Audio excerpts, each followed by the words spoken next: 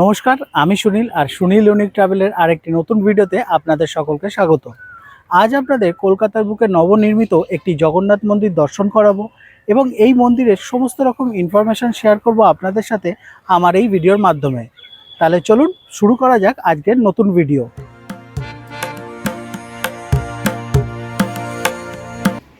আমরা এই রাস্তা ধরে সোজা এলাম আর এসেই আপনারা দেখতে পাবেন বিবেকানন্দ পার্কের এই গেটটি। এই গেট থেকে আপনাদের প্রবেশ করতে হবে আর সামনেই দেখা যাচ্ছে ভগবান জগন্নাথ দেবের মন্দির। ওই যে সামনেই দেখা যাচ্ছে, দেখুন। আচ্ছা, আপনারা যদি বাইক নিয়ে আসেন, বাইক পার্কিংয়ের ব্যবস্থা কিন্তু এখানে করা আছে। এই যে সামনেই দেখুন সবাই বাইক পার্কিং করে রেখেছে।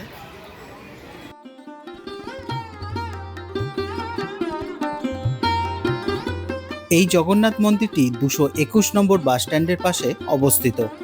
221 নম্বর বাস স্ট্যান্ডে এসে কাউকে জিজ্ঞাসা করলেই যে কেউ এই মন্দিরের লোকেশন আপনাদের বলে দেবে। 15ই ফেব্রুয়ারি 2026 রবিবার উদ্বোধন করা হয় এই মন্দির। ওই দিন ছিল মহাশিবরাত্রি। এখন আপনারা দেখছেন নবনির্মিত প্রভু জগন্নাথ দেবের মন্দির। মন্দিরটি 3টি রত্ন বিশিষ্ট এবং এই মন্দিরে আছে 3টি গর্ভগৃহ।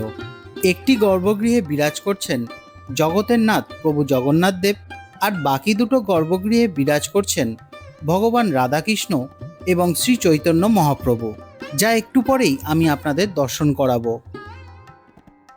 মন্দিরটি খোলা থাকে সকাল 6টা থেকে দুপুর 1টা পর্যন্ত। মধ্যিখানে কিছুক্ষণ মন্দিরটি বন্ধ থাকে।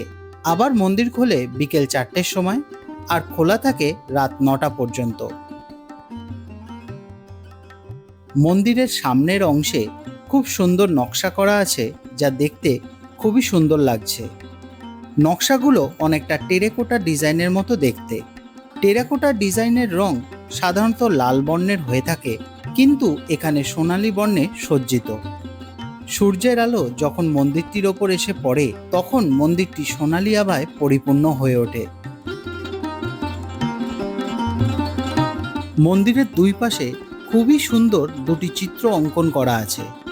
সামনেই দেখতে পাচ্ছি শ্রী চৈতন্য মহাপ্রভু ওনার প্রিয় সঙ্গী এবং ভক্তদের সাথে হরিনাম সংকীর্তনে মগ্ন। এই চিত্রটিতে ফুটে উঠেছে ভক্তি এবং আধ্যাত্মিক উচ্ছ্বাসে ভরা এক ঐতিহাসিক মুহূর্ত।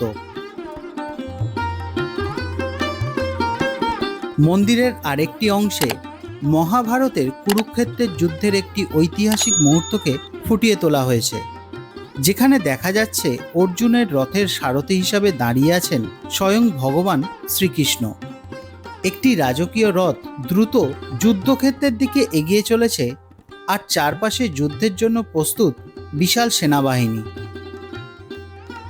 ঘড়িতে বাজে বিকেল 4টে আর তার সাথে মন্দিরের দ্বার খুলে গেল ভক্তদের উদ্দেশ্যে। জগন্নাথ দেব, সুভদ্রা দেবী এবং বলরাম দেবের এই সুন্দর বিগ্রহটি নির্মাণ করা হয়েছে কাঠ দিয়ে। প্রতিদিন সকাল 6:30 মঙ্গল আরতি এবং সন্ধে 6:30টায় সন্ধ্যা আরতি অনুষ্ঠিত হয়ে থাকে। সকাল 9টার সময় মহাপ্রভুকে বাল্যভোগ নিবেদন করা হয় এবং দুপুর 12:30টার সময় দেওয়া হয় বড় ভোগ।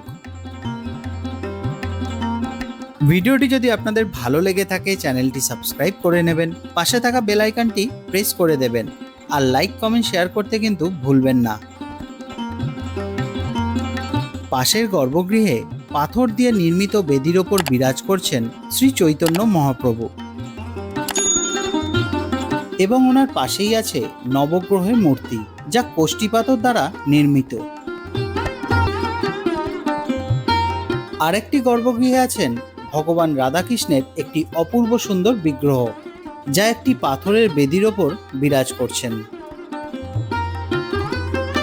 মন্দিরে আপনারা যে রাধাকৃষ্ণের বিগ্রহ এবং শ্রী চৈতন্য মহাপ্রভুর বিগ্রহটি দর্শন করলেন তা মাটি দিয়ে নির্মাণ করা হয়েছে।